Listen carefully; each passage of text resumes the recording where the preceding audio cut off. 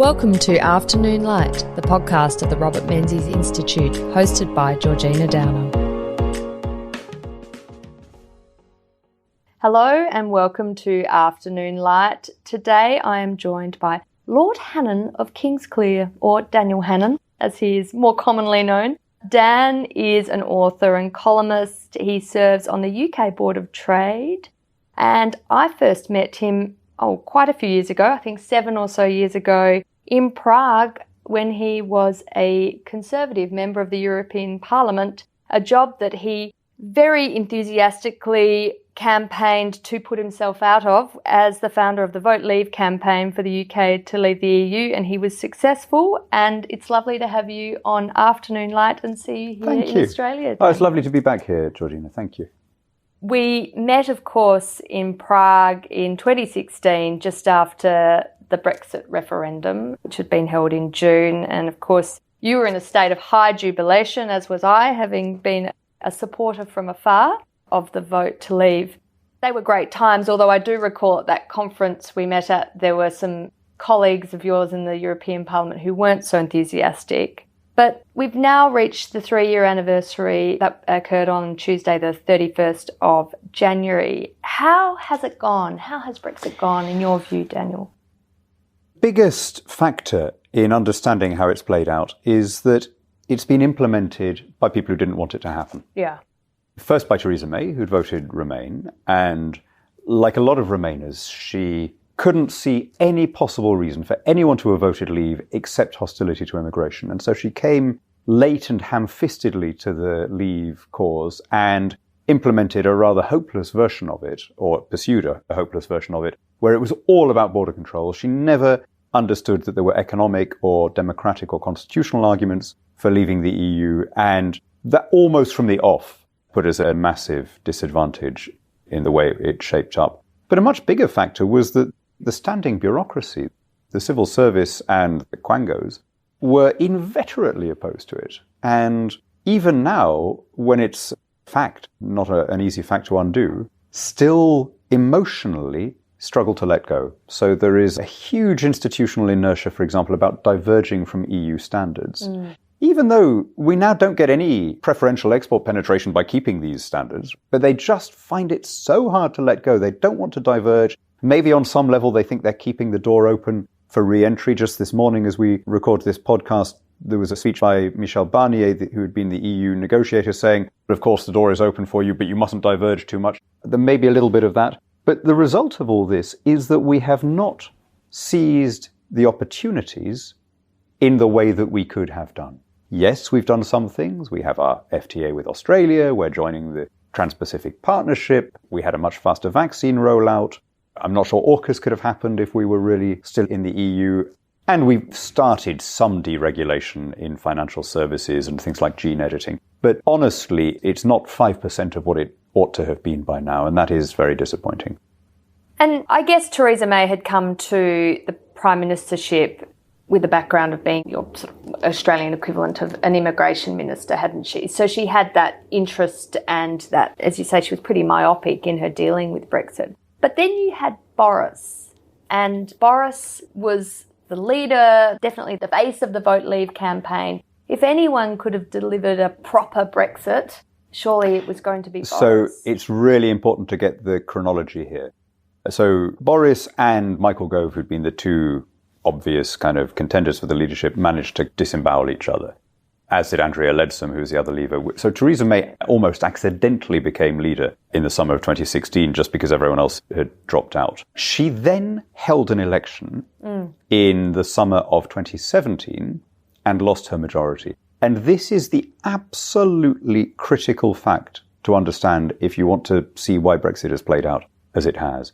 Because the majority in the House of Commons from the summer of 2017 was anti-Brexit. And I don't just mean that they were anti-Brexit in that they privately didn't like the idea.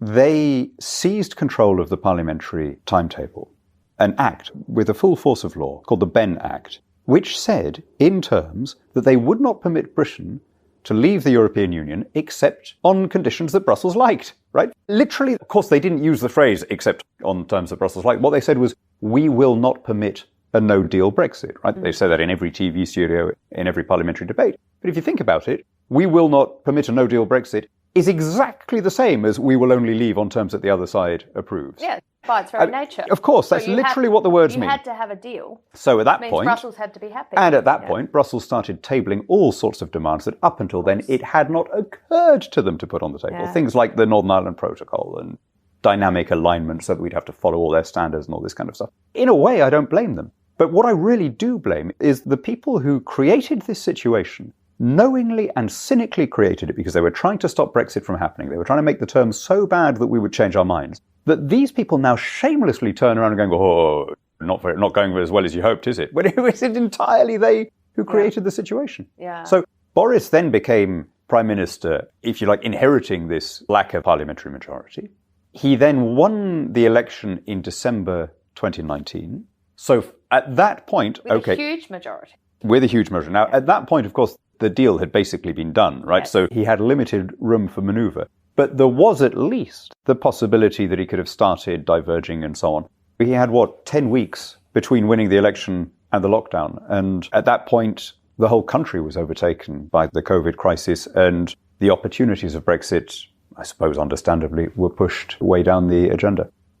So when we look at the facts and figures of how the economy in Britain has done more broadly out of Brexit versus, say, for example, the European Union, now obviously it's not the Brexit you would have liked, but it is as it is. How is the UK doing? Because certainly the journalists that we read in Australia give a pretty gloomy picture of what's going on in the UK. Yeah, and even more in Europe. And they're taking their cue from the most Europhile media in London, which tend to be the ones that are most widely read overseas, particularly the BBC, the Financial Times, The Economist. The people who own and edit and write for those publications or broadcast for them never saw Brexit as a vote for self-government or a vote for a different trade policy. They saw it as a kind of Trumpian rejection of everything they held dear, a kind of horrifying revelation of how nasty their fellow countrymen were. So they've been deeply psychologically affected by it. And they've spent 7 years or 6.5 years in these displacement activities of trying to pretend that it was all done with Russian money or God knows what.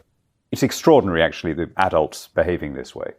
But look, Brexit could have been much more successful had we been a bit more ambitious about deregulation, about trade, about divergence. Having said all of that, when you bear in mind the global situation, the pandemic and now the Ukraine war, Britain is not doing badly. Certainly it is a far cry from the catastrophist coverage that we get, particularly overseas. In the run-up to the referendum, we were told that the act of voting no would lead to an immediate recession. 2016 and 2017, there'd be a recession, there'd be a spike in unemployment, collapse in investment, collapse of the stock exchange. And when I say we were told this, I don't mean we were just told this by Remain campaigners. Fair enough that they're going to make that claim. We were told this by the IMF, by the OECD, by the Bank of England, by the Treasury. And they weren't just wrong. They were spectacularly wrong. The opposite happened. The economy grew faster than the EU. Unemployment fell to its lowest ever level. The stock exchange surged. Investment carried on. In fact, FDI has just broken the 2 trillion mark. So they were spectacularly wrong. The UK outperformed the European Union in 2016, in 2017, in 2018, in 2019. Then came the lockdown. And it's one of those unfortunate coincidences that the first cases of COVID were reported in the UK on the day that Brexit took effect, 31st of January 2020. And those two facts have been deliberately and cynically mixed and merged by people who are trying to blame our woes on Brexit. We had a terrible 2020 because we locked down unnecessarily hard and for an unnecessarily long period.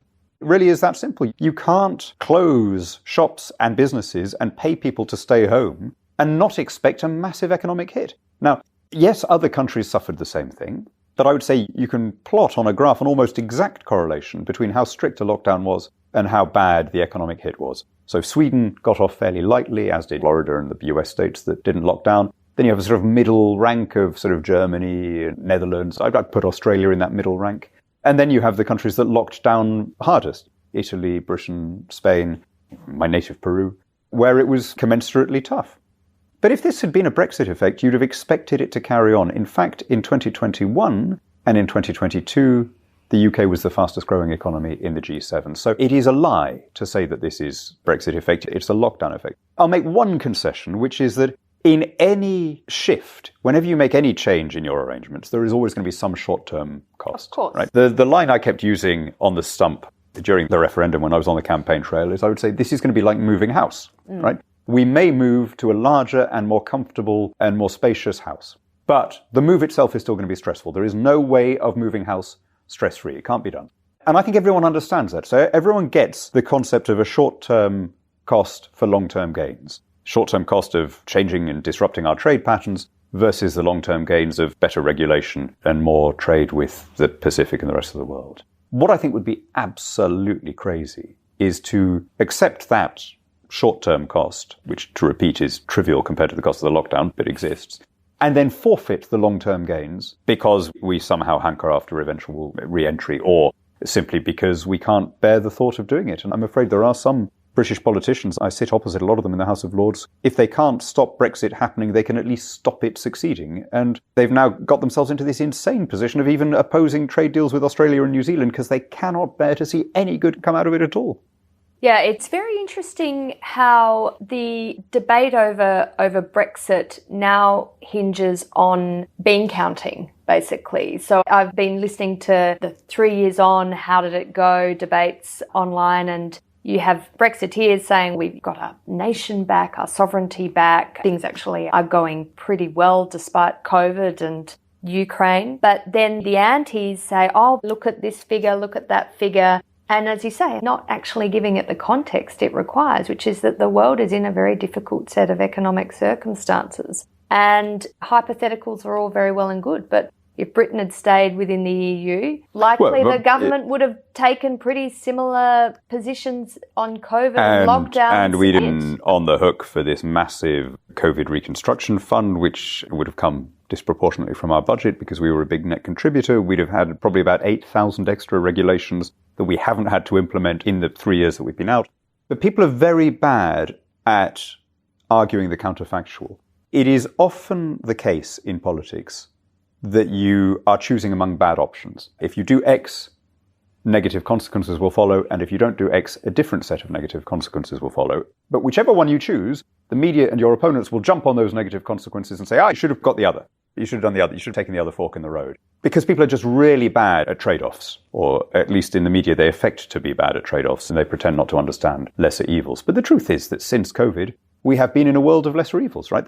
There have been no good outcomes since the lockdowns. We're managing difficult times. Now, we definitely made some mistakes and got some things badly wrong in terms of locking down excessively. I don't think there's any question that knowing what we now know, we wouldn't do some of the things we did. On the other hand, we had a much faster vaccination program than the EU did, and much faster than we would have been able to do had we been part of the EU's procurement scheme. And that allowed us to come out of it earlier, right? So in a world of lesser evils, I don't think we've done badly. But the point you just made, though, there, Georgina, was about democracy. I think this is a really important point that my Remainer friends really struggle with, because they're always saying, what were you really voting for? Yeah. Okay, you voted Leave, but what was that actually about? Well, I can't speak for all 17 million Leave voters, but I was voting Leave to be out of the EU, and that has succeeded spectacularly, thank you very much. And the next general election in the UK will be the first one that will return a fully sovereign parliament in which we get to hire and fire the people who pass our laws, and no foreign court is superior over our law on our own territory. And that's job done.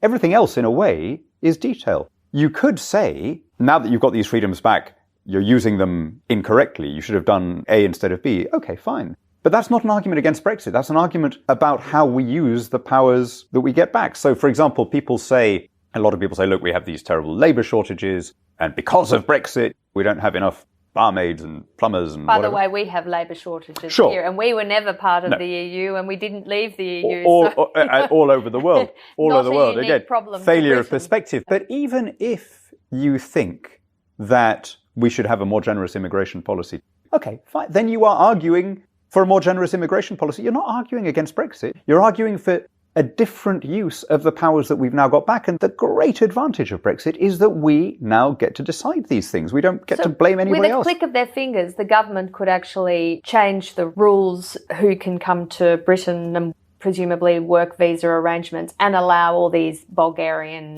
would-be barmaids and labourers in. Yeah, we could do that. Could happen. We could do that. And what is infuriating is the utter dysfunctionality of our Home Office, which is unable to keep people out and unable to let people in.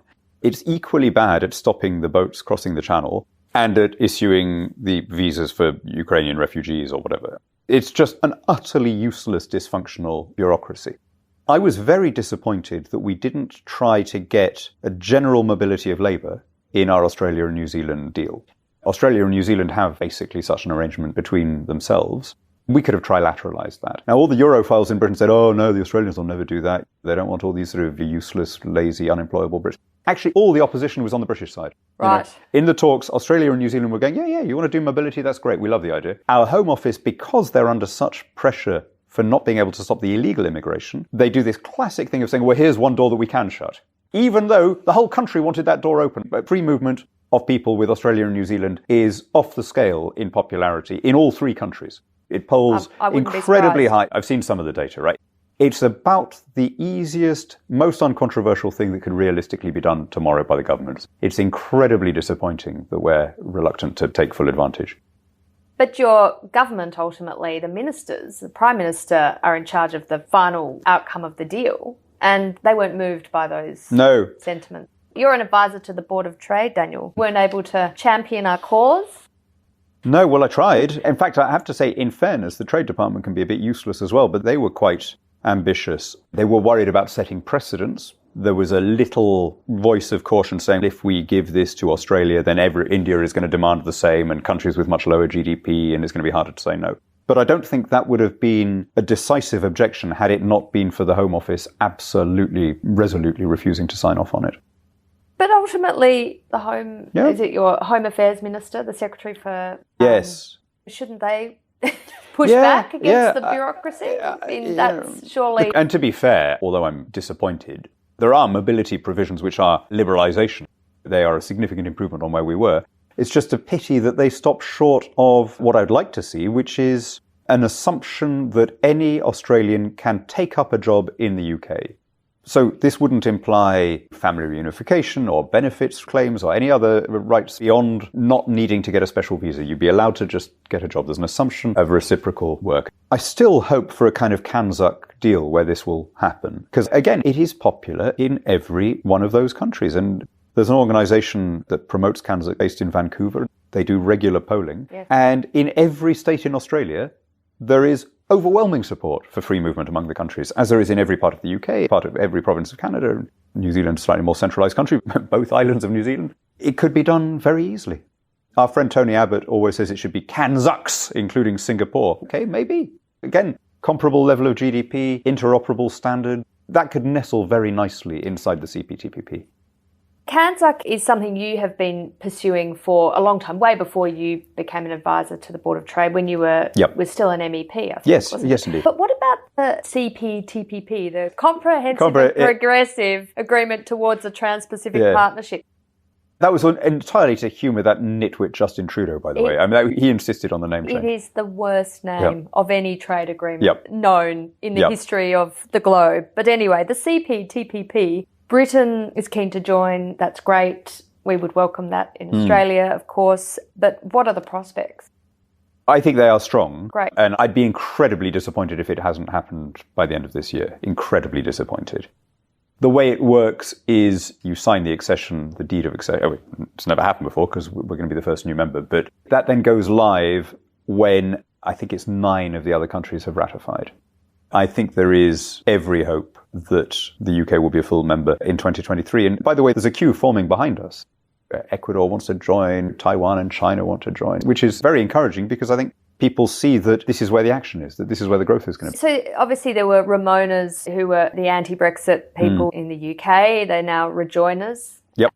Does that put paid to the rejoiners' hopes that Britain will one day see sense and rejoin the EU? Yes, it does make it much, much harder for them. Joining the CPTPP, it's an enormous economic bloc. This is when global Britain can really become global Britain. And it implies a significant liberalisation of standards. Yeah. So CPTPP is based on mutual product recognition in general. So for things like agrarian and food exports, CPTPP just sticks to WTO rules. The European Union doesn't. The European Union is in many ways in defiance of WTO rules because the WTO rules specify that any restrictions on food should be based on the science, and the European Union barely pretends to do that. For example, it bans most Australian beef, most American beef, and most Argentine beef, and so on grounds that Australia uses growth hormones that are used everywhere in the world except in the EU.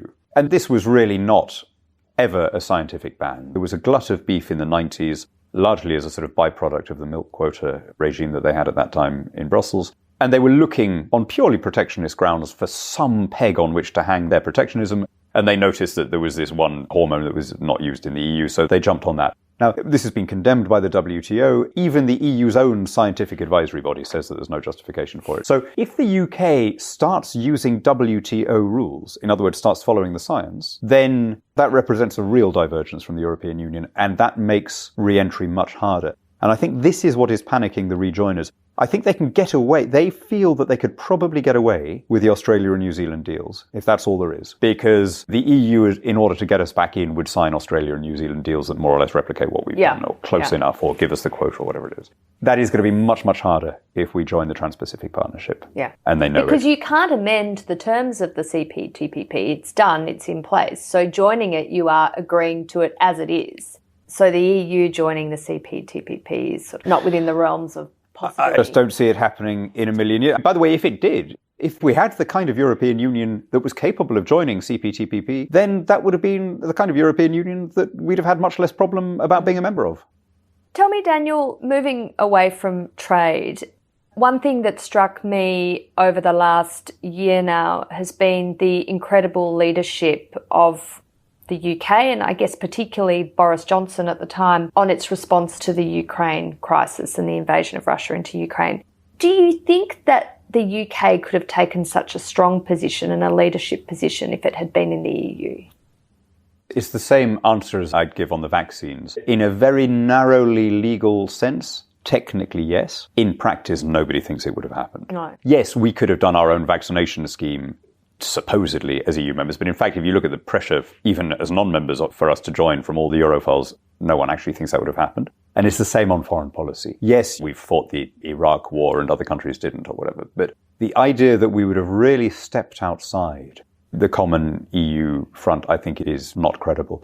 By the way, this wasn't just a military thing. We were able to lead the way on our economic response, not just on sanctions, which, to be honest, I think sanctions are a bit of a distraction. I don't think they ever really work. But I was delighted that the UK took the lead in lifting all restrictions on Ukrainian exports.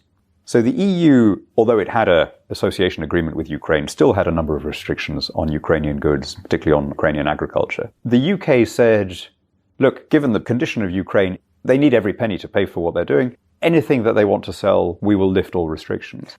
What were the basis of those restrictions? Were they biosecurity or? Yes. Yeah. So there were some quotas. It was mainly the inspections for standards. And what Ukraine was saying is, look, we've lost our coastline, so anything we export now has to go through the EU, right? If you really are that fussy, EU, about standard, okay, fine, but can we at least transit with sealed lorries so that we can sell to Egypt or whatever? Can you at least let us do that? No, we've got our rules. Anyway, the UK went ahead with that and attracted a certain amount of criticism. But then the moral pressure for Brussels to follow became overwhelming. And about 6 or 7 weeks later, they announced that they were following suit. So there are examples, I would say, of leadership like that. I was struck too by the way Italy and Germany, who had been traditionally quite close to Russia, reliant on Russia, capitulated in light of the UK taking such a strong stance on Russia and being so helpful to Ukraine. Were they shamed into falling into line? I know Italy was very reluctant. Yes, Italy, I think, was very reluctant, and the Italian people quite reluctant. In the case of Germany, to be fair, the German government was pursuing the traditional policy that they pursued even during the Cold War of maintaining cordial relations with Russia at all costs. The German public was way ahead of the politicians. I think German voters were demanding, not in every case, but German voters wanted a much stronger position than they got from their leaders. And eventually, I think that was the factor that told. It's an interesting thing that Ukraine has inadvertently made the case for national independence. For an awful lot of cosmopolitan liberals who up until now have said nationalism is dangerous, atavistic, destructive force, it's one step away from ethnic hatred and holocausts and all the rest of it. Suddenly they're all flying Ukrainian flags. And what's Ukraine fighting for? Ukraine is fighting for the right to have a fully sovereign existence within the integrity of its border, free to pursue a policy without being told what to do by neighbours, right? Yeah. I don't want to overdo this. Ukraine wants to join the EU, although it's obviously its circumstances are hugely different, and that's mainly a sort of security bid from them. But it has, if you like, knocked on the head this idea the nation state is some bizarre hangover from the 19th century that's just on borrowed time. It's still a pretty powerful force for freedom. And in fact, I would say that there is no more secure vessel for liberty and human rights than a national state. How has the reputation of the nation state fared in the EU, though? The UK voting for Brexit is obviously asserting a sense of national identity, of separateness, of sort of sense of protection of your ability to determine your own destiny through your democratic system, your own democratic system, and be represented by your own people.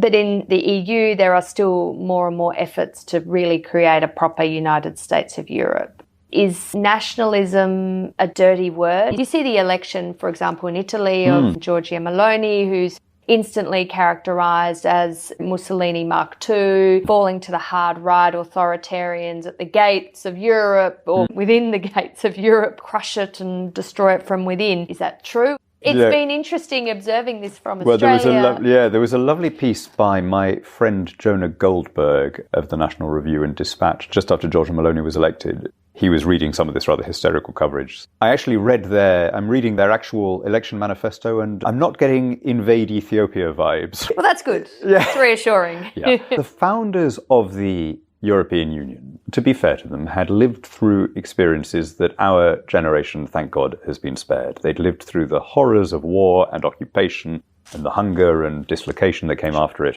And they reached the conclusion that the only way to stop war was to merge all these countries together. Now, I think that's fundamentally wrong. Jamming different peoples together makes them more quarrelsome. I think nations live more peacefully as good neighbours rather than as grumbling tenants. But I don't doubt the sincerity of their motive.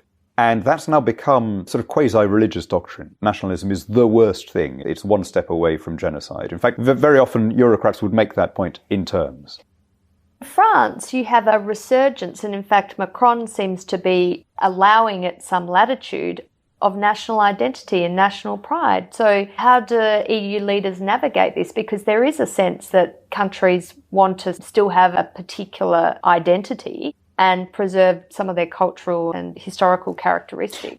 Yeah, well, so, I mean, they're not trying to stamp out all the cultural characteristics, right? They're not trying to say the French would have to eat different cheeses or whatever. But what they are doing is removing the capacity of the state to act independently. So the European Union has acquired, one by one, the attributes and trappings of statehood. A foreign policy, overseas embassies and a diplomatic service, a president, a parliament, a passport, a national anthem, a flag, Supreme Court and a criminal justice system, a public prosecution service. All of the things that we would normally say are the defining characteristics of statehood have been either transferred from national level to Brussels or replicated at Brussels level. And this isn't some conspiracy. They're all completely open about this.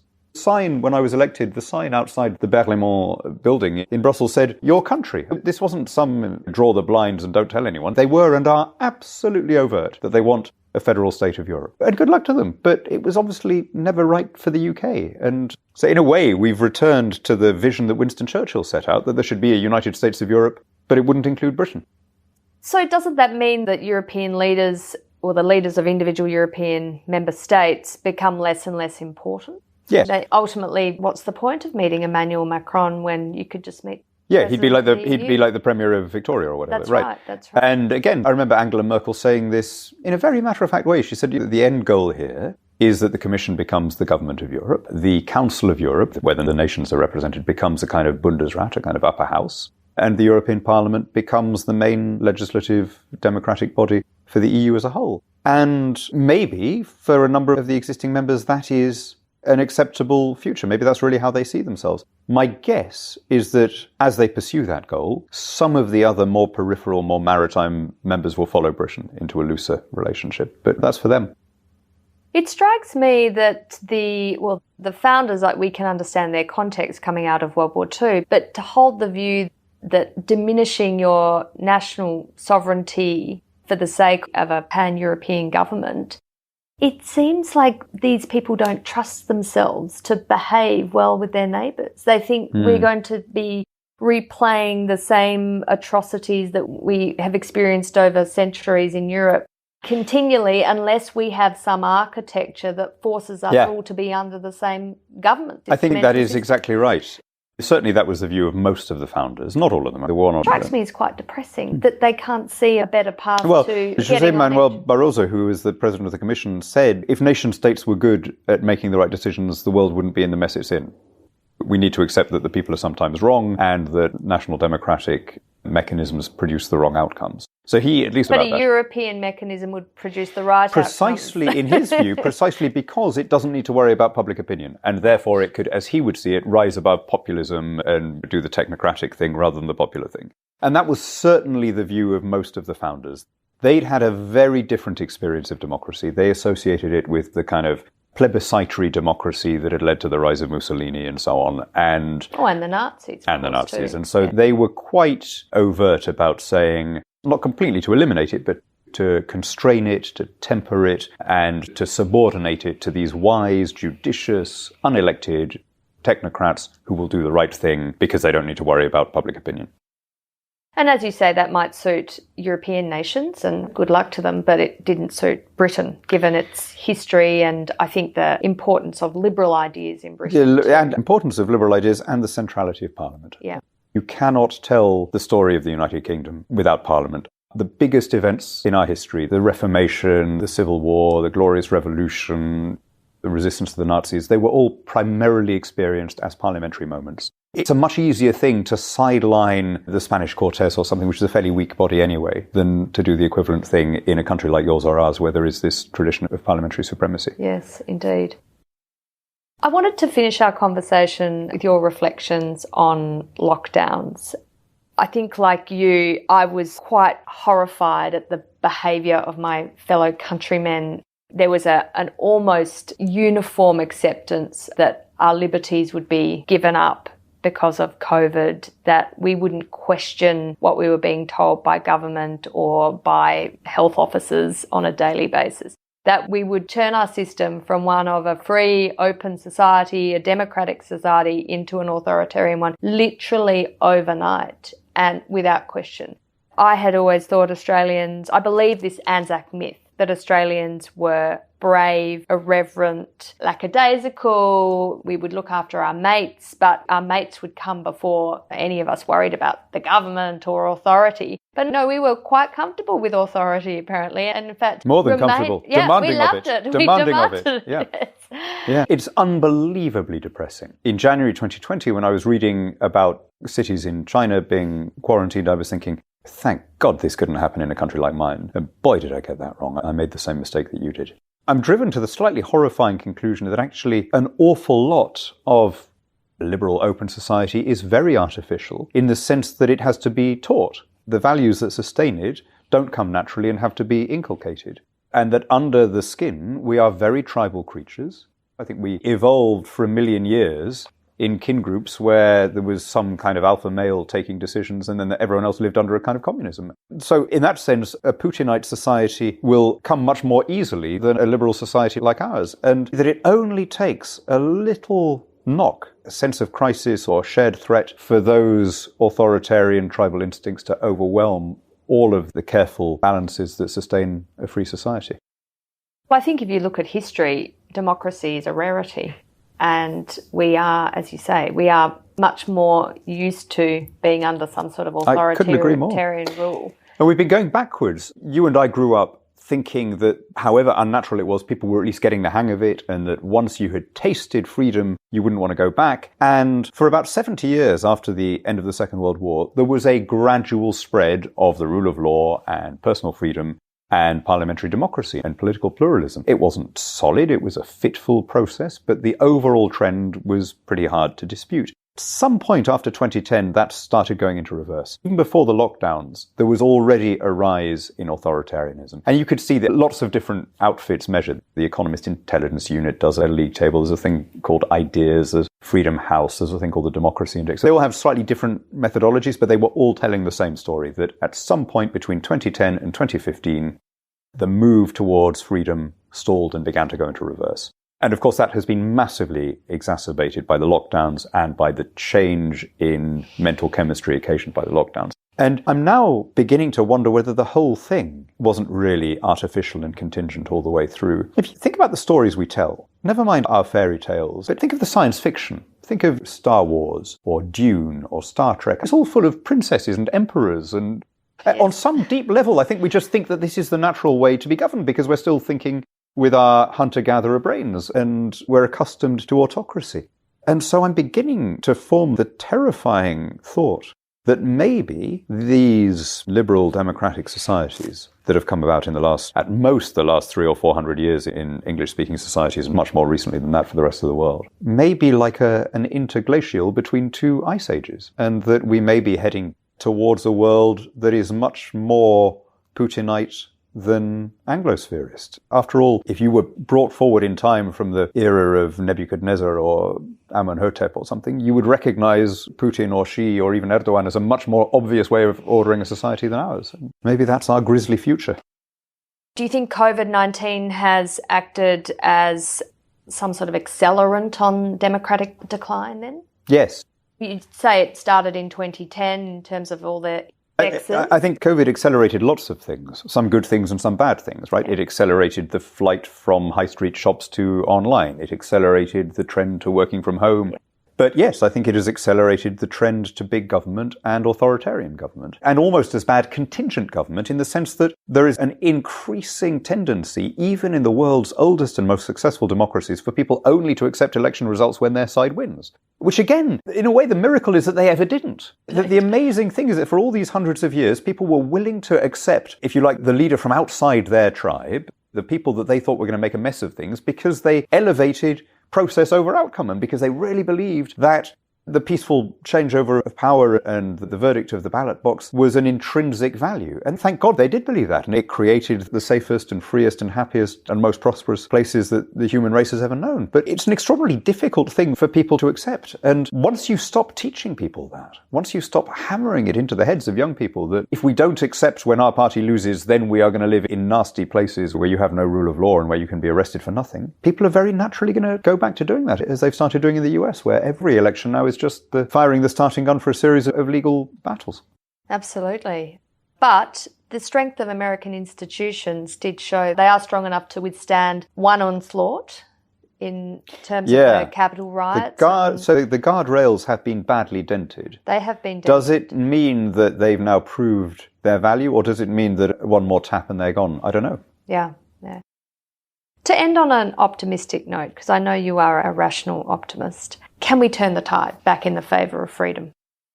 Yes, but I think we can't just sit back and wait for it to happen, as you would with an actual tide. This is a process of education and acculturation and habituating people to ideas that do not come naturally, such as the idea that people we don't like might be right about things, or the idea that there isn't an absolute truth that is known by everyone at all times and you just need to see it, that we rely on the scientific method and we rely on empiricism and testing and so on. These are all difficult ideas, but they are all ideas that can be taught. And if you and I don't see them as difficult ideas, and if your listeners don't see them as difficult, that is because of the education that we were lucky enough to experience. We wouldn't have thought that left to our own devices.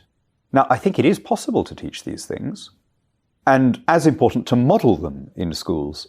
If you want to teach free speech, for example, you don't just tell people about John Milton and J.S. Mill and so on. You have to model it. And you have to show people how it works. And you can do that. For example, I teach at a summer school run by a guy from Melbourne, actually. Originally, he became an Oxford academic and he now runs this thing called the John Locke Institute. And the John Locke Institute prepares kind of 16, 17-year-olds for Oxbridge entry or Ivy League equivalents in humanities subjects. But while he's doing the course, he also tries to inoculate them against the cancel culture that they will experience on campus. So, for example, he does this exercise that he calls the ideological Turing test. So the ideological Turing test was invented by the American libertarian Bryan Caplan. So the original Turing test, Alan Turing's test, was could you design a computer that was so lifelike that somebody in a conversation couldn't tell whether it was a human being?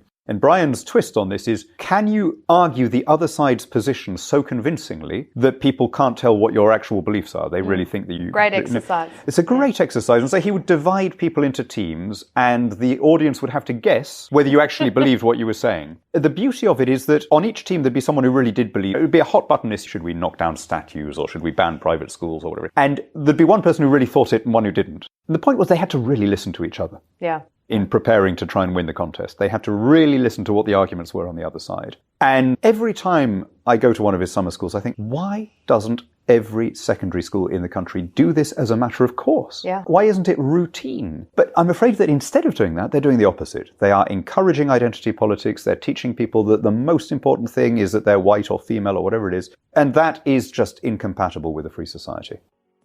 Yes, and forgets the universality of our values, and what brings us together as human beings is our individual dignity and our care for our family and our fellow man or woman. And therefore our equality as citizens, which is the political expression of that. Thank you very much, Daniel Hannan, for joining me on Afternoon Lights. It's been an absolute pleasure, as I knew it would be, and enjoy the rest of your time. Thank you, Georgina. Australia. Always a pleasure to catch up with you. That's it for this week's episode of Afternoon Light, the podcast of the Robert Menzies Institute. Please make sure to subscribe and catch up on our latest online content on our website or on Twitter, LinkedIn or Facebook.